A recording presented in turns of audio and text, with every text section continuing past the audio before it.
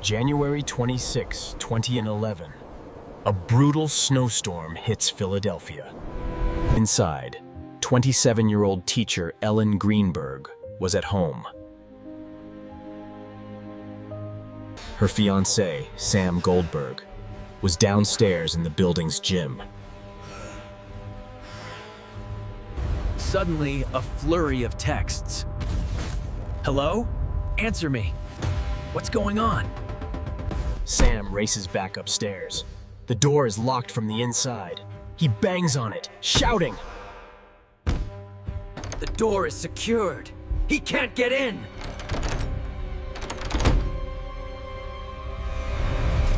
At 18:29, he breaks down the door.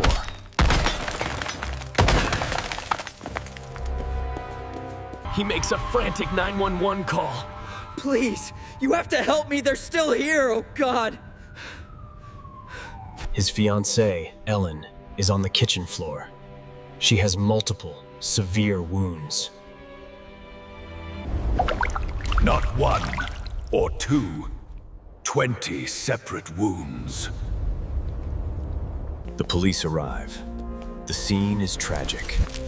The initial assessment is clear. Homicide. But then, in a stunning reversal, the medical examiner changes the ruling to self-inflicted. Ellen's parents are devastated. Self-inflicted? With 20 wounds? It's impossible! The police close the case. But for Ellen's parents, the fight for justice was just beginning. They hired their own team. They found Dr. Wayne Ross, a top forensic pathologist. Dr. Ross looked at the evidence. First, the bruises. Ellen had significant, deep bruises, inconsistent with a self-inflicted act. These bruises were never explained in the official police report. Second, the towel. Ellen was found holding a clean white towel with almost no trace of fluid on it. Dr. Ross stated, This looks staged. How could you inflict 20 wounds and keep a towel clean? Third, the fluid trail. A trail was found dried on her face, running from her nose to her ear. This defied gravity. It meant her head was in a different position, and she was moved after the trail had dried. And the most critical wound, one to the back of the neck, was so deep, it hit her spinal column. This would have caused instant paralysis. She could not have inflicted 19 more wounds after that. impossible.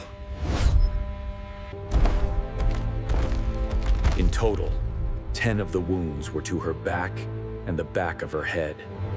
How does a person inflict wounds on their own back 10 times? The evidence pointed away from a self-inflicted act, and the parents' focus turned to the only other person there, Sam Goldberg. Sam had an alibi. He was on camera at the gym. But his texts, sent between 1732 and 1754, were aggressive, angry. Neighbors saw him in the hall, slamming against the door. Open the door! Before breaking down the door, he called his uncle and his cousin. Both are lawyers. He finally breaks in at 18:29 and calls 911. She's covered in red. On the call, he immediately suggests a narrative. I think she did this to herself. The biggest question. The door was locked from the inside. If Sam was responsible, how did he get out? Ellen's parents believe the attack happened before he went to the gym. That the gym trip was an alibi, and the banging on the door was a performance. Sam Goldberg has vehemently denied any involvement. The police accepted his story. They accepted the self-inflicted ruling. Case closed. For 14 years, her parents have fought. They sued the city. They kept the story alive. Their fight gained national attention. And in 2023, a breakthrough. The case was officially reopened.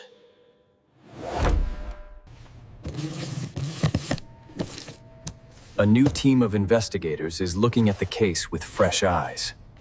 They are taking the forensic evidence, like the fluid trail and the spinal wound, seriously.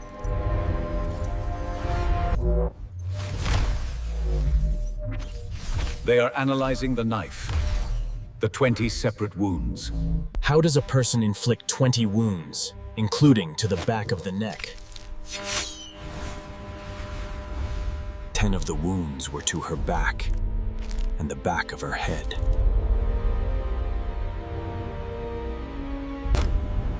The investigation is now focused on the fiancé, Sam Goldberg, as a person of interest. The case has been handed to the Pennsylvania Attorney General. Her parents are still waiting for one word: arrest.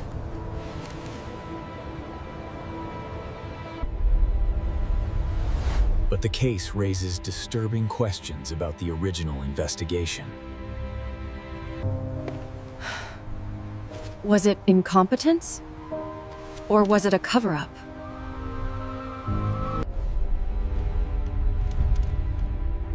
Why was the clear forensic evidence ignored?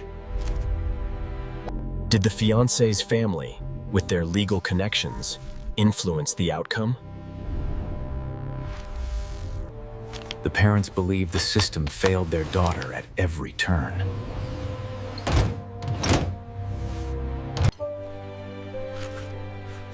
Friends and family describe Ellen as happy.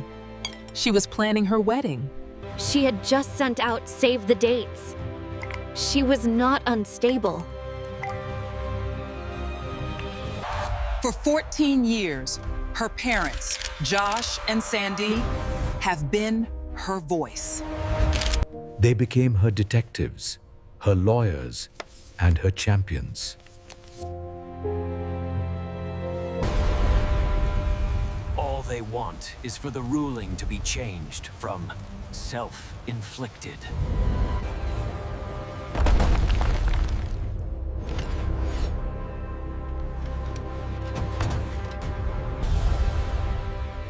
Their legal battle has been long and expensive.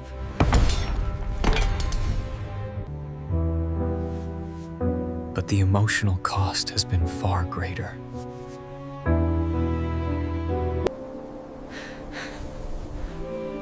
They are fighting for the memory of their daughter. We believe the official self-inflict story.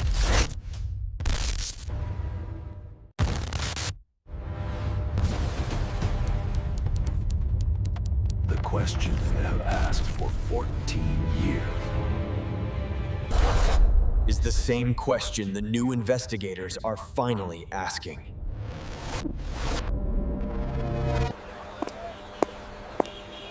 Sam Goldberg has since moved on.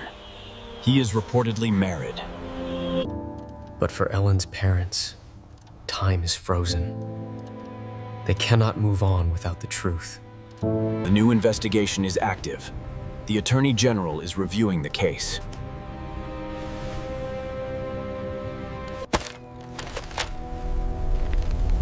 For 14 years, the file lay closed. Is finally being rebalanced.